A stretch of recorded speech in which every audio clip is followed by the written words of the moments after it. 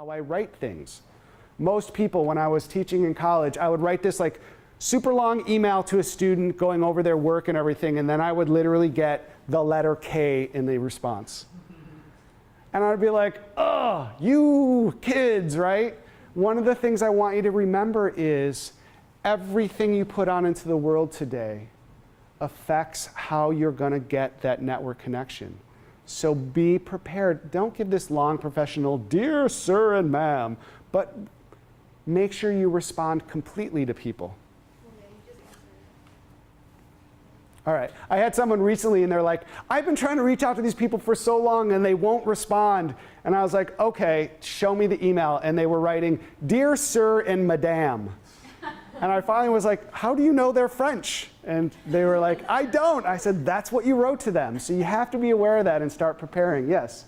Does that work if, for example, Meta has a profile on that? Or for it works for everyone because it'll pull from what they see, all their profiles online. So it pulls from all social media profiles.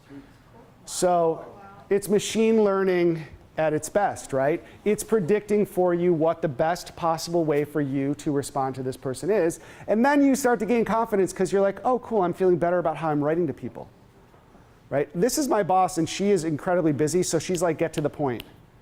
And that's basically what the profile tells me. I could have told you that before I put this up, but that's just the way it is. Make sense? Yes? Like someone you don't know, how formal or informal should it be? Like, it's so blurry. It is blurry, right? Yeah. So you're you know, like India may be different, Mexico City might be different because I know like Spanish has a formal and a less than formal tense that we speak in, right? So I can't speak across everybody. But I will tell you, I find it's most effective when you are yourself. Be professional and be an adult. Don't be like, dear so-and-so. Because like right now, we know in Silicon Valley, if you are applying for a position, whether it be in a company like Salesforce or a startup like Snapchat, you can just start the email with dear hiring managers or hello Snapchat or hello Salesforce, right? It's fairly informal. My suggestion would be know the formal rules of how to respond before you break them. So study that first, but then be yourself. Because no one has time to go through a formal letter anymore. And I think what happens, especially for young writers, is you feel like there's white space on the page, so you have to fill it with something, and no one cares. Get to the point. Does anyone know what the attention span of human beings is right now? It's like 5 seconds. It's close. It's 8 seconds. A goldfish's attention span is 10 seconds. Congratulations to us. Yeah, the goldfishes don't have Snapchat. Exactly. If they did, they'd have like a 4-second. So you're right. Good point. But here's the thing. People are not going to look at that document for more than 10 seconds, unless it's engaging. What's the purpose of LinkedIn?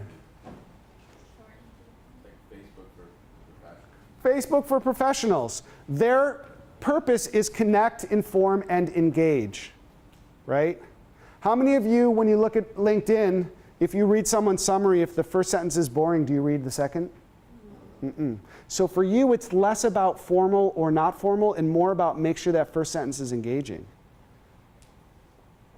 And you'll start to see that when people respond to you. If you want to send out an email for an informational interview, if you start writing, dear so-and-so, I'm a huge fan of your company because of this, this, and this, and you get no response, but maybe you put it more into your style. I don't know if this would be yours, but like, if you wrote, I want to take you to coffee.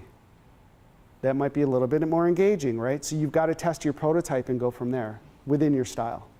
You know, some people might be like, I need it professional, but very rarely within reason. Be an adult. Okay, meetups are another great source. I talked about putting them in your calendar. It's so funny because I normally don't work with 2 screens, so I see half people looking over there, and I'm like, pay attention to me. You're looking at the screen. It's pretty hilarious. All right, so I love meetups. Start finding meetups. The best part about networking for meetups is go to ones that suck too. You get to practice.